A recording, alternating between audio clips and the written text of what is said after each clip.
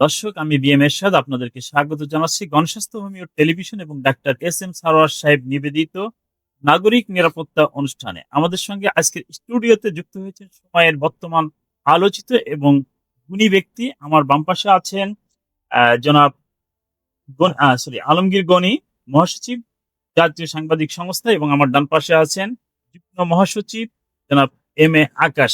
আপনাদের উভয়কে গণস্বাস্থ্য হোমিও টেলিভিশনের স্টুডিওতে স্বাগত। আপনারা কেমন আছেন?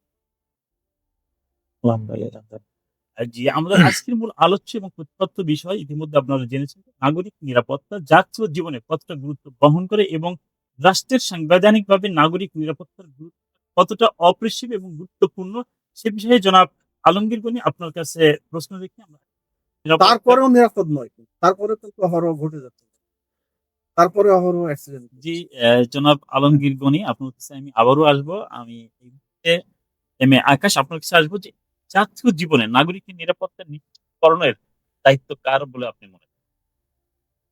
জি, ধন্যবাদ এরশাদ সাহেবকে এবং ধন্যবাদ জানাচ্ছি আজকে এখানে আমন্ত্রণ জানানোর জন্য গণস্বাস্থ্য হোমিও টেলিভিশনকে এবং সকল কলা কৌশলীকে এবং ডাক্তার এস এম সারোয়ার সাহেবকে সহ সবাইকে ধন্যবাদ জানাচ্ছি।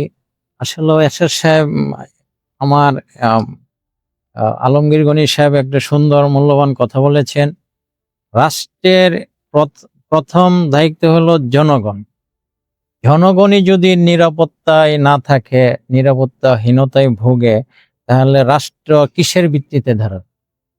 আগে তো জনগণকে দেখতে হবে।